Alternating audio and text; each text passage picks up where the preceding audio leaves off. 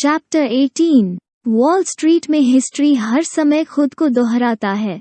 क्या आपको एक कहानी याद है जो मैंने आपको स्ट्रैटन के कॉन के समय अपने शॉर्ट्स को कवर करने के बारे में बताई थी? खैर, दूसरी बार मैंने शेयर बाजार में व्यवहारिक रूप से उसी रणनीति का इस्तेमाल किया। स्टॉक ट्रॉपिकल ट्रेडिंग था। मैंने इसे बुलवाकर और सहकर भी पैसा कमाया है। यह हमेशा एक एक्टिव स्टॉक और साहसी ट्रेडर्स के साथ पसंदीदा था। अखबारों द्वारा बार बार यह आरोप लगाया गया है कि अंदरूनी मंडली में परमानेंट इन्वेस्टमेंट को प्रोत्साहित करने की तुलना में स्टॉक में उतार चढ़ाव पर अधिक चिंतित होने का आरोप लगाया गया है।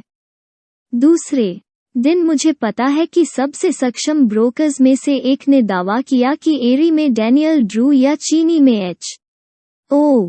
हैवमेयर इन शुगर ने स्टॉक के लिए बाजार से दूध निकालने के लिए इतना सही तरीका विकसित किया जैसा कि राष्ट्रपति मुलिगन और उनके दोस्तों ने ट्रॉपिकल ट्रेडिंग में किया है। कई बार उन्होंने बेयर्स को टीटी शॉर्ट बेचने के लिए प्रोत्साहित किया है और फिर उन्हें बिजनेस की तरह पूरी तरह से निचोड़ने के लिए आगे बढ़े हैं।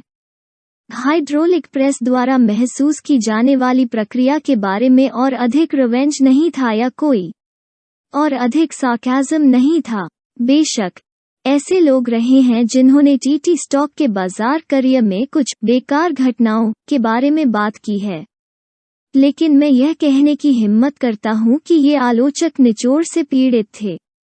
रूम ट्रेडर्स, जो अक्सर इनसाइडर सूत्रों के लोडेड पासे से पीड़ित होते हैं, खेल के खिलाफ क्यों बढ़ते रहते हैं? ठीक है, एक बात के लिए वे कार्रवाई पसंद करते हैं और वे निश्चित रूप से इसे ट्रॉपिकल ट्रेडिंग में प्राप्त करते हैं। सुस्ती का कोई लंबा मंत्र नहीं, कोई कारण नहीं पूछा या दिया गया, कोई समय बर्बाद नहीं हुआ, इत्तला दे दी आंदोलन शुरू होने की प्रतीक्षा करने से कोई धैर्य नहीं टूटा। चारों ओर जाने के लिए हमेशा पर्याप्त स्टॉक, सिवाय इसके कि जब कम इंटरेस्ट इतना बड़ा हो कि कमी को कुछ समय के लायक बना सके। हर मिनट एक जन्म। कुछ समय पहले ऐसा हुआ था कि मैं अपने यूजुअल विंटर वेकेशन पर फ्लोरिडा में था। मैं मछली पकड़ रहा था और बाजारों के बारे में बिना किसी विचार के खुद का आनंद ले रहा था, सिवाय इसके कि जब हमें अखबारों का एक बैच मिला। एक सुबह जब सेमी वीकली मेल आया तो मैंने स्टॉक कोटेशन को देखा और देखा कि ट्रॉपिकल ट्रेडिंग 155 पर बिक रही थी। पिछली बार मैंने इसमें एक कोटेशन देखा था, मुझे लगता है लगभग 140 था। मेरी राय थी कि हम एक बेयर बाजार में जा रहे थे और मैं स्टॉक कम होने से पहले अपना समय बिता रहा था, लेकिन कोई हड़बड़ी नहीं थी, इसलिए मैं मछली पकड़ रहा था और टिकर की आवाज सुन रहा था। मुझे पता था कि असली कॉल आने पर मैं घर वापस आ जाऊंगा। इस बीच मैंने जो कुछ भी किया या करने में असफल रहा, वो कुछ भी जल्दी नहीं करेगा। ट्रॉपिकल ट्रेडिंग का व्यवहार बाजार की आउटस्टैंडिंग फीचर थी। मुझे उस सुबह अखबारों के अनुसार मिला। इसने मेरी सामान्य बेयरिशनेस को क्रिस्टलीकृत करने का काम किया क्योंकि मुझे लगा कि सामान्य सूची के भारीपन के कारण इनसाइडर सूत्रों के लिए टीटी की कीमत को बढ़ाना विशेष रूप से आसान है। ऐसे समय होते हैं जब दूध देने की प्रक्रिया को निलंबित करना पड़ता है। जो असामान्य है वो शायद ही कभी किसी ट्रेडर्स की कैलकुलेशन में एक डिजायरेबल फैक्टर होता है, और यह मुझे ऐसा लग रहा था जैसे कि उस स्टॉक का मार्किंग एक कैपिटल गलती थी। पनिशमेंट से मुक्ति के साथ कोई भी उस वॉल्यूम की भूल नहीं कर सकता। शेयर बाजार में नहीं। अखबार पढ़ने के बाद मैं मछली पकड़ने के लिए वापस चला गया, लेकिन मैं सोचता रहा कि ट्रॉपिकल ट्रेडिंग के इनसाइडर सूत्र क्या करने की कोशिश कर रहे हैं। उनका असफल होना उतना ही निश्चित था जितना कि एक आदमी अगर 20 मंजिला इमारत की छत से बिना पैराशूट के कूदता है तो वो खुद को कुचलने के लिए बाध्य है। मैं और कुछ नहीं सोच सकता था और अंत में मैंने मछली पकड़ने की कोशिश करना छोड़ दिया और अपने ब्रोकर्स को टीटी के 2000 शेयर बाजार में बेचने के लिए एक टेलीग्राम भेजा। उसके बाद मैं अपनी मछली पकड़ने के लिए वापस जाने में सक्षम था। मैंने काफी अच्छा किया। उस दोपहर मुझे अपने टेलीग्राम का रिप्लाई स्पेशल कुरियर द्वारा प्राप्त हुआ। मेरे ब्रोकर्स ने बताया कि उन्होंने ट्रॉपिकल ट्रेडिंग के 2000 शेयर 153 पर बेचे थे। अब तक बहुत अच्छा है। मैं गिरते बाजार पर कम बिक रहा था, जो कि जैसा होना चाहिए था, लेकिन मैं और मछली नहीं पकड़ सका। मैं एक कोटेशन बोर्ड से बहुत दूर था। मुझे यह तब पता चला जब मैंने सभी कारणों के बारे में सोचना शुरू किया कि क्यों ट्रॉपिकल ट्रेडिंग को बाजार के बाकी हिस्सों के साथ नीचे जाना चाहिए, बजाय इसके कि अंदर के हेरफेर पर जाएं। इसलिए मैं अपने मछली पकड़ने के शिविर को छोड़कर पाम बीच लौट आया, या बल्कि न्यूयॉर्क के लिए सीधे वायर के लिए। जिस मोमेंट मैं पाम बीच पर गया और देखा कि मिसगाइडेड इनसाइडर्स सूत्र अभी भी क्या करने की कोशिश कर रहे थे, मैंने उन्हें 2000 टीटी का दूसरा लॉट दिया। रिपोर्ट वापस आई और मैंने और 2000 शेयर बेचे। बाजार ने शानदार व्यवहार किया, यानी मेरी बिक्री पर इसमें गिरावट आई। सब कुछ संतोषजनक होने पर मैं बाहर गया और कुर्सी की सवारी की, लेकिन मैं खुश नहीं था। जितना अधिक मैंने सोचा, उतना ही दुखी मुझे यह सोचने पर मजबूर कर दिया कि मैंने और अधिक नहीं बेचा है। इसलिए वापस मैं ब्रोकर के ऑफिस गया और 2000 अन्य शेयर बेचे। मैं तभी खुश था जब मैं उस स्टॉक को बेच रहा था। प्रेजेंटली में मेरे पास 10,000 शेयर शॉर्ट थे। फिर मैंने न्यूयॉर्क लौटने का फैसला किया। मुझे अब काम करना था। मेरी मछली पकड़ना मैं किसी और समय करूंगा। जब मैं न्यूयॉर्क पहुंचा तो मैंने कंपनी के बिजनेस, रियल और फ्यूचर पर एक लाइन प्राप्त करने के लिए एक पॉइंट बनाया। मैंने जो सीखा उससे मेरा विश्वास और मजबूत हुआ कि इनसाइडर्स लोग उस समय कीमत बढ़ाने में लापरवाह से भी बदतर थे जब इस तरह के एडवांस को सामान्य बाजार के स्वर या कंपनी की कमाई से उचित नहीं ठहराया जा सकता था। राइज, अलॉजिकल और गलत समय के बावजूद कुछ डेवलप पब्लिक फॉलोअर्स हुए थे और इसने अनडाउटेडली इनसाइडर्स को अपनी नासमझी की रणनीति को आगे बढ़ाने के लिए प्रोत्साहित किया। इसलिए मैंने अधिक स्टॉक बेचा। इनसाइडर्स लोगों ने अपनी मूर्खता बंद कर दी। इसलिए मैंने अपने ट्रेडिंग मेथड्स के अनुसार बार बार बाजार का टेस्टिंग किया। जब तक कि मैं ट्रॉपिकल ट्रेडिंग कंपनी के स्टॉक के 30,000 शेयरों से कम नहीं था। तब तक कीमत 133 थी। मुझे चेतावनी दी गई थी कि टीटी के इनसाइडर स्ट्रीट में प्रत्येक स्टॉक सर्टिफिकेट के सटीक ठिकाने और कम इंटरेस्ट के एग्जैक्ट डायमेंशंस और पहचान के साथ साथ स्ट्रैटेजिक महत्व के अदर फैक्ट्स को जानते थे। वे एबल पुरुष और चतुर ट्रेडर्स थे। कुल मिलाकर यह एक डेंजरस कॉम्बिनेशन था जिसके खिलाफ जाना था। लेकिन फैक्ट्स हैं और सभी एलाइज में सबसे मजबूत स्थितियां हैं।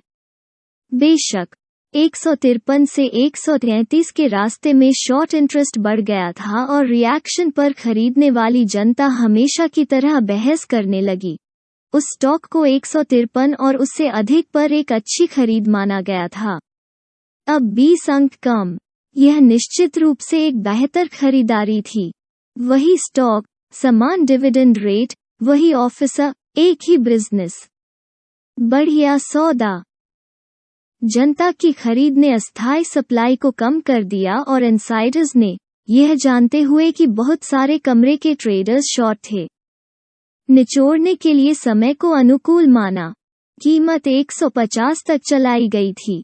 मेरी हिम्मत है कि बहुत सारे कवरिंग थे लेकिन मैं थपथपाया। मुझे क्यों नहीं करना चाहिए?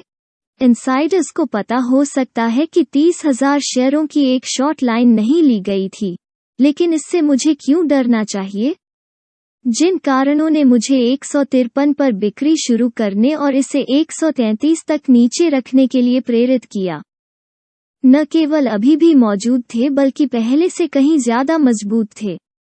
इनसाइडर्स लोग शायद मुझे छिपाने के लिए मजबूर करना चाहते थे, लेकिन उन्होंने कोई ठोस आर्ग्यूमेंट नहीं दिया। फंडामेंटल कंडीशंस मेरे लिए लड़ रही थीं।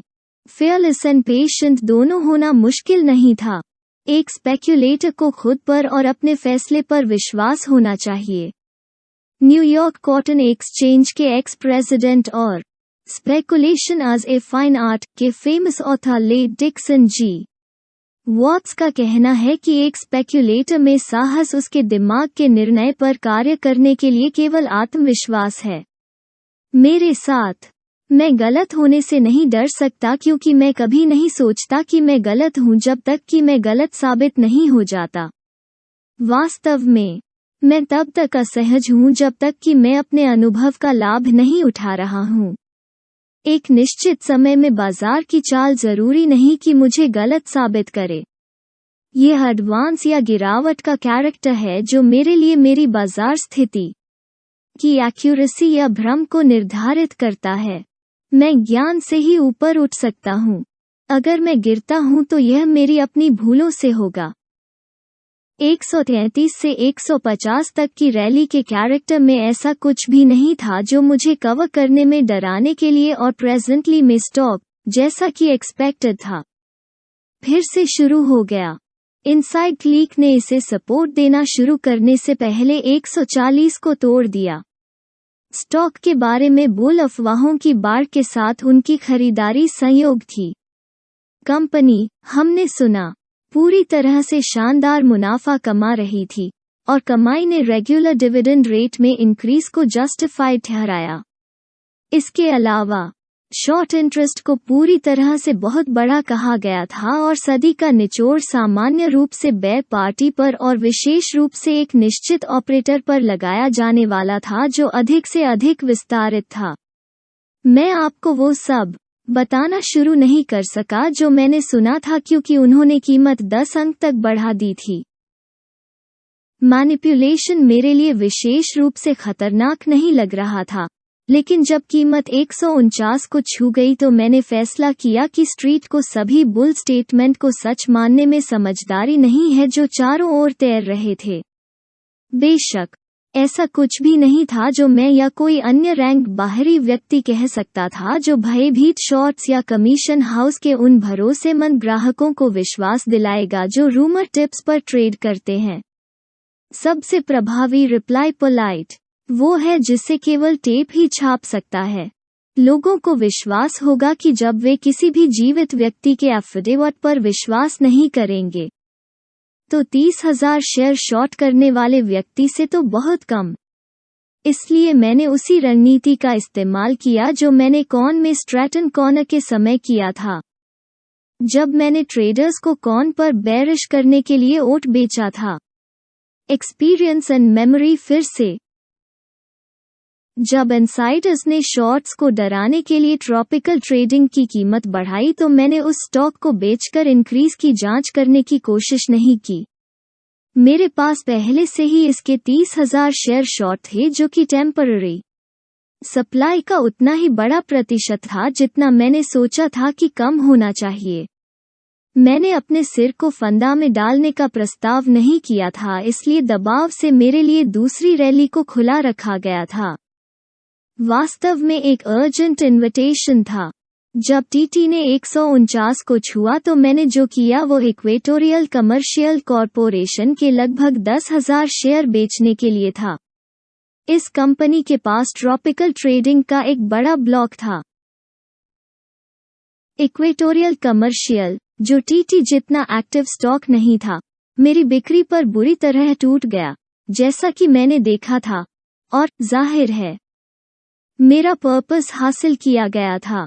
जब टीटी पर अनियंत्रित बुल डोप को सुनने वाले कमीशन हाउस के ट्रेडर्स और कस्टमर्स ने देखा कि ट्रॉपिकल में इंक्रीज भारी बिक्री और इक्वेटोरियल में एक तेज ब्रेक के साथ हुई, तो उन्होंने स्वाभाविक रूप से कंक्लूजन निकाला कि टीटी की ताकत केवल एक धुआं थी। इक्वेटोरियल कमर्शियल, जो टीटी स्टॉक का सबसे बड़ा होल्डर था, में इंटरनल लिक्विडेशन की सुविधा के लिए स्पष्ट रूप से डिजाइन किया गया एक मैनिपुलेशन एडवांस स्क्रीन। यह इक्वेटोरियल में लॉन्ग स्टॉक और इनसाइड स्टॉक दोनों होना चाहिए, क्योंकि कोई भी बाहरी व्यक्ति इतने शॉर्ट स्टॉक को उसी समय बेचने का सपना नहीं देखेगा जब ट्रॉपिकल ट्रेडिंग इतनी मजबूत थी। इसलिए उन्होंने ट्रॉपिकल ट्रेडिंग को बेच दिया और उस स्टॉक में इंक्रीज की जांच की। इनसाइडर्स लोग बहुत अच्छी तरह से बिक्री के लिए दबाए गए सभी स्टॉक को नहीं लेना चाहते थे। जैसे ही इनसाइडर्स ने उनका सपोर्ट छीन लिया, टीटी की कीमत में गिरावट आई। ट्रेडर्स और प्रिंसिपल कमीशन हाउसों ने अब कुछ इक्वेटोरियल भी बेचे और मैंने उसमें अपनी शॉर्ट लाइन को एक छोटे से लाभ पर लिया। मैंने इसे ऑपरेशन से पैसा कमाने के लिए नहीं बल्कि टीटी में इंक्रीज को रोकने के लिए बेचा था। बार बार ट्रॉपिकल ट्रेडिंग के इनसाइडर्स और उनके कड़ी हार्डवर्किंग पब्लिसिटी व्यक्ति ने सभी प्रकार के बैल वस्तुओं के साथ सड़क पर पानी भर दिया और कीमत बढ़ाने की कोशिश की। और हर बार जब उन्होंने किया तो मैंने इक्वेटोरियल कमर्शियल को शॉर्ट बेचा और इसे टीटी के साथ कवर किया और इसी को इसके साथ ले गया। इसने हवा को जोड़ तोड़ करने वालों की पाल से बाहर निकाल लिया। टीटी की कीमत अंततः 125 हो गई और शॉर्ट इंटरेस्ट वास्तव में इतना बड़ा हो गया कि इनसाइडर्स लोग इसे 20 या 25 अंक तक चलाने में सक्षम हो गए। इस बार यह ओवर एक्सटेंडेड शॉर्ट इंटरेस्ट के खिलाफ एक वैलिड इनफ कैंपेन था। लेकिन जब मैंने रैली का पूर्वाभास किया तो मैंने अपनी स्थिति को खोने की इच्छा नहीं रखते हुए कवर नहीं किया। इससे पहले कि इक्वेटोरियल कमर्शियल टीटी में इंक्रीज के साथ सहानुभूति में आगे बढ़ पाता, मैंने सामान्य परिणामों के साथ इसका एक बेड़ा बेच दिया। इसने टीटी में बुल टॉक को झूठ दिया जो लेटेस्ट सेंसेशनल राइज के बाद काफी वायलेंट हो गया था। इस समय तक सामान्य बाजार काफी कमजोर हो चुका था। जैसा कि मैंने आपको बताया, यह दृढ़ विश्वास था कि हम एक बेयर बाजार में थे जिसने मुझे फ्लोरिडा में मछली पकड़ने के शिविर में टीटी शॉर्ट बेचना शुरू कर दिया। मेरे पास कुछ अन्य शेयरों की कमी थी लेकिन टीटी मेरा पालतू था। अंत में इनसाइड क्लीक को डिसरिगार्ड करने के लिए सामान्य स्थितियां बहुत अधिक साबित हुईं और टीटी ने टोबोगन स्लाइड को मारा। यह वर्षों में पहली बार 120 से नीचे चला गया, फिर 110 से नीचे, कम भाव में, और फिर भी मैंने कवर नहीं किया। एक दिन जब पूरा बाजार बेहद कमजोर था, ट्रॉपिकल ट्रेडिंग ने 90 को तोड़ दिया और मनोबल गिराने पर मैंने कवर किया। वही पुराना कारण, मेरे पास बड़ा बाजार और खरीदारों पर विक्रेताओं की कमजोरी और अधिकता का अवसर था। मैं आपको बता सकता हूँ, यहाँ तक अपनी चतुराई पर नीरस रूप से शेखी बघारने के जोखिम के बावजूद, मैंने टीटी के अपने 30,000 शेयरों को व्यवहारिक रूप से आंदोलन की सबसे कम कीमतों पर लिया। लेकिन मैं नीचे कवर करने के बारे में नहीं सोच रहा था। मैं अपने पेपर प्रॉफिट्स को कैश में बदलने पर इंटेंट था, बिना बदलाव में ज्यादा मुनाफा गनवाए। मैं पूरे समय थपथपाता रहा क्योंकि मुझे पता था कि मेरी स्थिति अच्छी है। मैं बाजार के चलन को कम नहीं कर रहा था या बुनियादी परिस्थितियों के खिलाफ नहीं जा रहा था, बल्कि इसके विपरीत था। और इसने मुझे एक अति आत्मविश्वास वाले गुट के अंदर की विफलता के बारे में इतना आश्वस्त किया। उन्होंने जो करने की कोशिश की वो दूसरों ने पहले भी करने की कोशिश की थी और यह हमेशा असफल रहा था। बार बार होने वाली रैलियां, यहाँ तक कि जब मैं और किसी को भी जानता था कि वे देय हैं, तो भी वे मुझे डरा नहीं सकते थे। मुझे पता था कि मैं एक उच्च कीमत पर एक नई शॉर्ट लाइन डालने के लिए कवर करने की कोशिश करने से अंत में पैट रहकर बेहतर प्रदर्शन करूंगा। उस स्थिति पर टिके रहने से जो मुझे सही लगा। मैंने $1 मिलियन से अधिक कमाए। मैं कुबड़ या कुशल टेप रीडिंग या जिद्दी साहस का इंडेटेड नहीं था। यह मेरे निर्णय में मेरे विश्वास द्वारा घोषित डिविडेंड था, न कि मेरी चतुराई या मेरे घमंड से। ज्ञान शक्ति है और शक्ति को डरने की जरूरत नहीं है, तब भी नहीं जब टेप उन्हें छापता है। पीछे हटना बहुत जल्दी पीछा करता है। 1 साल बाद टीटी को फिर से 150 तक बढ़ा दिया गया और कुछ हफ्ते के लिए वहीं लटका दिया गया। पूरा बाजार एक अच्छी रिएक्शन का हकदार था क्योंकि यह अनइंटरप्टेडली रूप से बढ़ गया था और अब इसमें तेजी नहीं आई। मुझे पता है, क्योंकि मैंने इसका टेस्ट किया। अब जिस ग्रुप से टीटी संबंधित था, वो बहुत खराब बिजनेस से पीड़ित था और मुझे किसी भी तरह से उन शेयरों में तेजी लाने के लिए कुछ भी नहीं दिख रहा था, भले ही बाकी बाजार में इंक्रीज के कारण हो, जो कि ऐसा नहीं था। इसलिए मैंने ट्रॉपिकल ट्रेडिंग बेचना शुरू किया। मेरा इरादा कुल मिलाकर 10,000 शेयर देने का था। मेरी बिक्री पर कीमत टूट गई। मैं नहीं देख सकता था कि कुछ भी सपोर्ट था। फिर अचानक बाइंग का कैरेक्टर बदल गया। मैं अपने आप को एक जादूगर बनाने की कोशिश नहीं कर रहा हूं जब मैं आपको आश्वासन देता हूं कि मैं उस पल को बता सकता हूं जब सपोर्ट आया था। इसने मुझे तुरंत चौंका दिया कि अगर उस स्टॉक के इनसाइडर्स, जिन्होंने कभी भी कीमत को बनाए रखने के लिए मॉरल ऑब्लिगेशन महसूस नहीं किया, अब थे गिरते सामान्य बाजार की स्थिति में स्टॉक खरीदना एक कारण होना चाहिए। वे अज्ञानी गधे या परोपकारी नहीं थे और न ही बैंकर थे जो काउंटर पर मोर सिक्योरिटीज को बेचने के लिए कीमतों को बनाए रखने से संबंधित थे। मेरे बेचने और दूसरों को बेचने के बावजूद कीमत बढ़ी। 153 पर मैंने अपने 10,000 शेयरों को कवर किया और 156 पर मैं वास्तव में लॉन्ग चला गया क्योंकि उस समय तक टेप ने मुझे बताया था कि कम से कम रेजिस्टेंस की रेखा ऊपर की ओर थी। मैं सामान्य बाजार पर बेरिश का था, लेकिन मुझे एक निश्चित स्टॉक में एक ट्रेडिंग सिचुएशन का सामना करना पड़ा, न कि सामान्य रूप से एक स्पेक्युलेटिव थियरी द्वारा।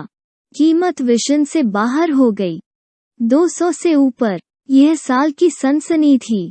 मैं बोली और छपी रिपोर्टों से खुश था कि मुझे 8 या 9 मिलियन डॉलर से निचोड़ा गया था।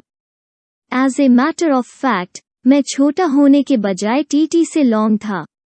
वास्तव में मैं थोड़ी देर तक रुका रहा और अपने कुछ पेपर प्रॉफिट्स को दूर होने दिया।